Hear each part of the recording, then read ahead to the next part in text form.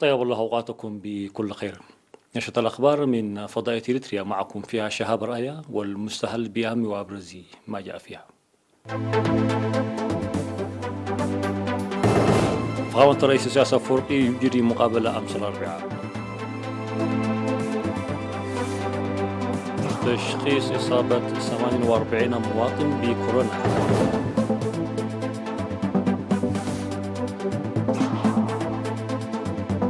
العمل لحفظ وتنمية الثروة الغابية بالإقليم الأوسط. مسلحون يختطفون عشرات الأشخاص من مدرسة شمال نيجيريا. نزوح الآلاف بموزمبيق بسبب الأمطار والفيضانات. ودراغي يحصل على الثقة في مجلس الشيوخ الإيطالي. مرحبا بكم. أجرى فخامة الرئيس السياسة أفورقي مقابلة مساء أمس الأربعاء تناول فيها مستجدات الأوضاع على المستويين الإقليمي والدولي وبرامج التنمية التي تشهدها البلاد. التفاصيل في سياق التقرير التالي. قدم فخامة الرئيس السياسة أفورقي في المقابلة التي بثت على الفضائية الإريترية وإذاعة صوت الجماهير الإريترية على الهواء مباشرة يوم أمس 17 من فبراير، قدم توضيحا مسهبا حول القضايا الإقليمية والدولية. وتطرقت المقابلة عن أوضاع إقليم تيغراي إثيوبيا والخلاف الحدودي بين إثيوبيا والسودان، وقضية الاستفادة من مياه النيل بين دول حوض النيل، وعلاقة إريتريا بدول الشرق الأوسط والخليج العربي، ووباء كوفيد-19 وخارطة طريق إريتريا لمكافحته، وكذلك أولويات برامج التنمية الوطنية لعام 2021. وأوضح فخامة الرئيس أفورقي في اللقاء الذي استمر لساعتين النقاط الرئيسية التالية فيما يتعلق بالقضية الإثيوبية. مع حلول التغيير الانتقالي الذي حدث في إثيوبيا واتفاق السلام والتعاون العام الذي توصلتا إليه إثيوبيا وإريتريا، شهدت منطقتنا مرحلة جديدة مبشرة، بما أن إريتريا تهتم أكثر بعملية السلام المستدامة لم تستعجل بخصوص قضية الحدود. عكس ذلك أن عصابة الويان المدفوعة بالقوى الخارجية استخدمت قضية الحدود كورقة مغامرة، وكانت في أهبة الاستعداد لإشعال الحرب بإدخال الشعب التيغراي رهينة الأفكار السالبة. كانت إريتريا تتابع الاستعدادات العسكرية للعصابة بدقة، وقد أبلغ فخامة الرئيس أفورقي رئيس العصابة في بلدة أم حجر أن خيار الحرب ليس مجديا. اتخذت العصابة خطوة انتحارية خارج توقعات وتفكير أيا كان. كانت خطة العصابة مهاجمة وتدمير قوات القيادة الشمالية البالغ قوامها 32 ألف جندي ثلثها من أبناء التيغراي، والتوجه إلى أديس أبابا وقلب الحكومة المركزية، ومن ثم غزو إريتريا. وأن هذه الخطة المبنية على مغامرة خاطئة أدت في النهاية إلى تقصير عمر العصابة. أوضح الرئيس أفورقي أن هذا الصدام وغيره من الأوضاع الذي تشهده إثيوبيا هو نتاج السياسة الإثنية والقبلية للويان خلال 30 سنة، وهذه السياسة ألحقت دمارا كبيرا بدءا من العراق وصولا إلى سوريا وشمال أفريقيا ودول المنطقة. وقال إن الشعب الإريتري خبر في فترة النضال إشكالية مثل هذه الخطوات، وأن تصحيح مثل هذا النوع من السياسات ليس سهلا. شدد فخامة الرئيس أفورقي في اللقاء بأن التعاون الذي نقوم به مع شعب إثيوبيا للعمل معا لإزالة هذا الوضع وخلق مناخ إقليمي أفضل ليس خيارا بل ضرورة ملحة. وذكر الرئيس أفورقي وجود الكثير من الظواهر المدفوعة بالقوى الخارجية في منطقتنا، وأن القضايا المطروحة ارتباطا بسد النهضة مدفوعة من جهات تحاول خلق ذريعة لنشوب النزاع، موضحا بأن القضية وبعيدا عن استهلاك العلاقات العامة والتلاسن الإعلامي هي قضية فنية يمكن حلها بسهولة بوسيلة تمكن شعوب المنطقة البالغ عددها حوالي 250 مليون نسمة بإحداث التطور الاقتصادي المستدام دون الدخول في نزاعات وعدائيات. وأشار فخامته إلى أن إثيوبيا والسودان تتواجدان في مرحلة انتقالية ولهما مشاكل أكبر من مسألة الحدود، وأن دخولهما في صراع لن يكون ذو جدوى. وقال إنه ورغم وجود الكثير من التحديات التي يتوجب حلها، إلا أن الطريقة الحالية التي تسير على نهجها الدولتان تعد لعبة لا غالب ولا مغلوب فيها، ولن تفيد شعبي البلدين، ويجب العمل لإعادة الوضع إلى الطريق الصحيح والدفع بالمبادرات الجيدة. وقال فخامة الرئيس إسياس أفورقي فيما يتعلق بعلاقة إريتريا مع دول الشرق الأوسط والخليج العربي إن الموضوع الرئيسي هو خلق فهم مشترك يخدم استقرار ونمو اقتصاد إقليمي مستدام، وقد خطط الجهود المبذولة حتى الآن جيدا، ويجري العمل على برامج التعاون الاقتصادي بالإضافة إلى أوضاع السلامة والأمن.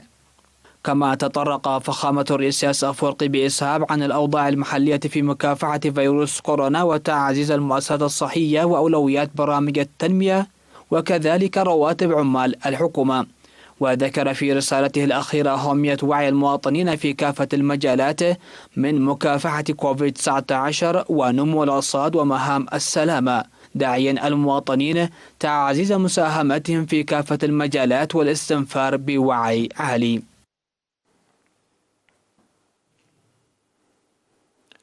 إعلان من وزارة الصحة. أعلنت وزارة الصحة بأن الفحوصات المخبرية التي أجرت اليوم 18 من فبراير في مراكز العزل بأقاليم القاش بركة والأوسط وشمال البحر الأحمر وجنوب البحر الأحمر أظهر إصابة 48 مواطن بفيروس كورونا، وكانت 39 إصابة من مجمل الإصابات في إقليم القاش بركة، منها 17 في أديبرة و6 في أقردات و5 في بارنتو و4 في علي قدر و4 في حجر و2 في قلوج و1 في تسني. وكانت 3 من الإصابات الأخرى في أسمرة في الإقليم الأوسط و5 في إقليم شمال البحر الأحمر، 3 منها في قندع و2 في نقفة و1 في عصب في إقليم جنوب البحر الأحمر. في غضون ذلك شفي 77 مريض كورونا و38 منهم في إقليم القاش بركة و33 في الإقليم الأوسط و6 في إقليم شمال البحر الأحمر.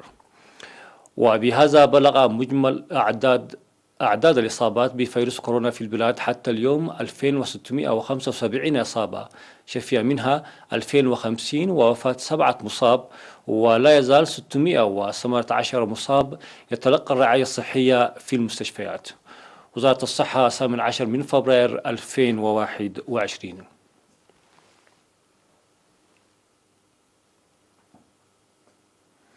أعلن مكتب وزارة الصحة في إقليم عنسبة أن مرض السل الذي يشكل مخاطر صحية كبيرة قد انخفض لأدنى مستوى نتيجة للجهود الجارية للسيطرة عليه بنشر المؤسسات الصحية وتنمية القدرات البشرية وتركيب المعدات الطبية الحديثة وتوفير الأدوية.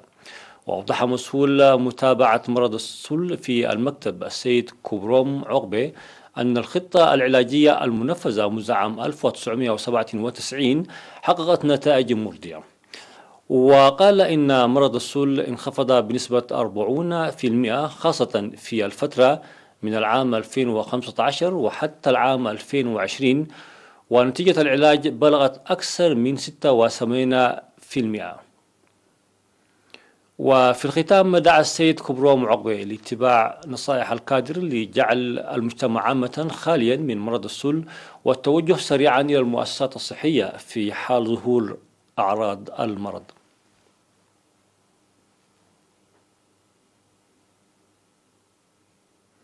أوضحت سلطة الغابات والحياة البرية في الإقليم الأوسط أن العمل الجار لحماية وتنمية الثروة الغابية. وأوضح ممثل السلطة السيد أبراهام تخلو وجود 9 مشاتل وأشجار في مديريات الإقليم، مشيرا إلى أن زرع حوالي 757 ألف شتلة أشجار عام 2020 عبر المجتمعات في القرى والجيش والمؤسسات الحكومية والاتحادات ودور العبادة والأفراد. وذكر السيد أبراهام تخلو العمل المنفذ لحراسة الأشجار وضبط الحطب والفحم الذي ينقل بالسيارات والدواب بإقامة 5 نقاط مراقبة ونشاط الجوال واتخاذ الإجراءات القانونية ضد مقتلعي الأشجار. ويشير مكتب قسم زراعة والأراضي في الإقليم الأوسط بأن 9000 هكتار من جملة أراضي الإقليم مغطى بالأشجار.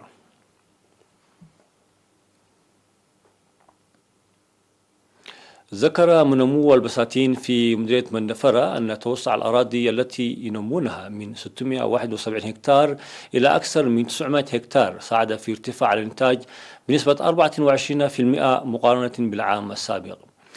وقال خبير تنمية الخضر والفاكهة في المديرية السيد كبراب قرماي إن إنتاج البساتين يرسل إلى أسمرة بعد سد أسواق المنطقة.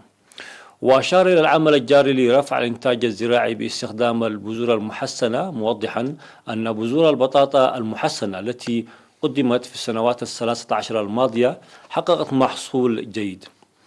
وقال السيد كبراب قرماي إن وزارة الزراعة تقدم النصائح المهنية والمواد والمبيدات الحشرية بقدرات محدودة، وإن نقص الطاقة ومطورات الإنتاج والمبيدات من التحديات الأساسية للمزارعين. كما أشاد بالمزارعين القائمين بمبادرات نموذجية لحماية التربة وحفظ المياه. ويوجد في مديرية مندفرة 930 من منمو البساتين العاملين في إطار الجمعية وعلى المستوى الفردي.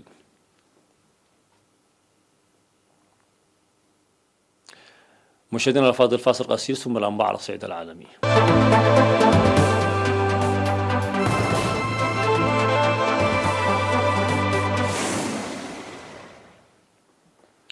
أفادت وكالة الأنباء الفرنسية نقلا عن مسؤول محلي ومصدر أمني في ولاية النيجر وسط نيجيريا، أفادت أن مسلحين اقتحموا مدرسة وخطفوا منها تلاميذ ومعلمين.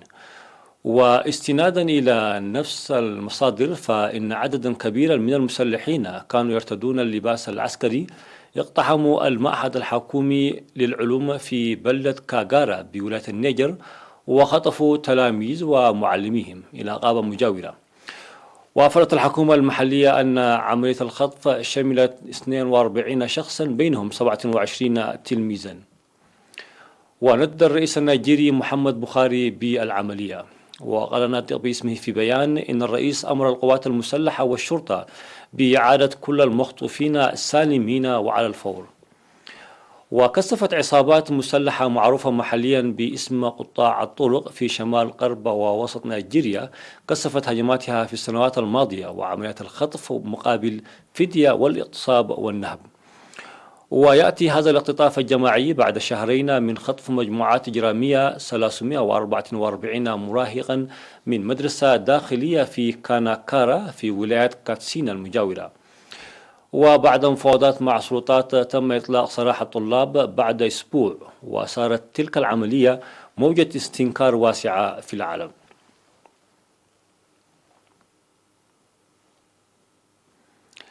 أعلن عضو المجلس المحلي في موزمبيق جاستينتو لوريرو أن الأمطار الغزيرة تسببت في نزوح 27,000 شخص من منطقة بوان الواقعة على بعد نحو 30 كيلومترا جنوب عاصمة البلاد مابوتو منذ الأسبوع الماضي. وقال المسؤول إن المياه أدت لقطع جسرين على طول نهر أومبلوزي وعدة طرق، كما قمرت مئات المنازل ودمرت الفيضانات المحاصيل. وكانت السلطات في موزمبيق قد نقلت حوالي 150 سجينا من جينجا إلى سجن ماسية في مقاطعة قوزا الواقعة على بعد 6396 كيلومترا شمال العاصمة مابوتو، وذلك بعد أن تحطم ضفاف نهر ليمبوبو بسبب ارتفاع مستويات المياه على مدى 3 أسابيع، مما أدى لإغراق المزارع والبنى التحتية.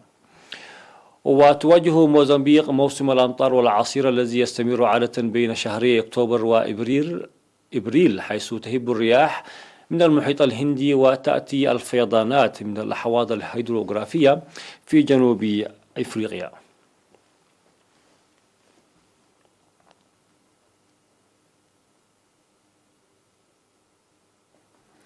حصل رئيس الحكومة الإيطالية الجديد ماريو دراغي على الثقة في مجلس الشيوخ على برنامج إعادة بناء البلاد التي تعيش أسوأ أزمة صحية واقتصادية، متعهدا بمكافحة الوباء بكل الوسائل.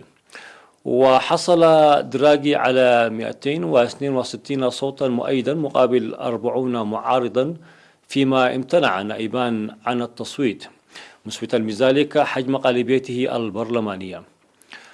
وخلال عرضه برنامجه أمام النواب دعا دراغي إلى إعادة بناء بلاده التي تضررت بشدة من الأزمة الصحية والاقتصادية، متعهدا بمكافحة الوباء بكافة الوسائل.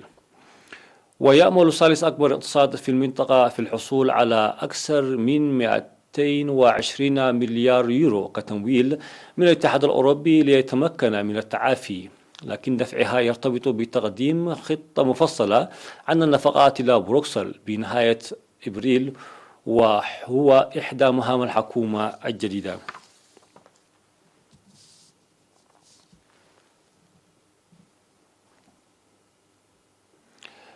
فتحت وكالة الفضاء الأوروبية أبوابها لأول مرة منذ 11 عاما لدمج رواد فضاء جدد في صفوفها، على أن تستوفي فيهم مجموعة من الشروط الصارمة، وستختار في النهاية عددا محدودا من المرشحين لا يتجاوز 6 في أقصى تقدير.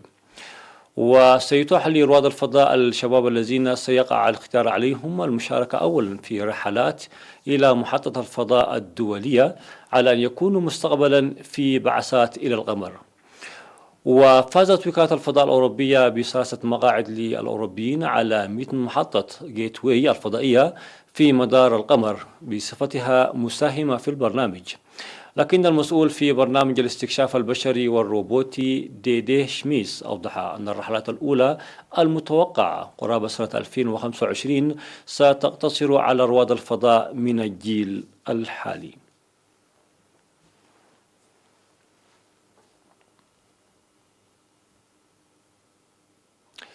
نهاية النشرة، شكرا لكم على حسن المتابعة.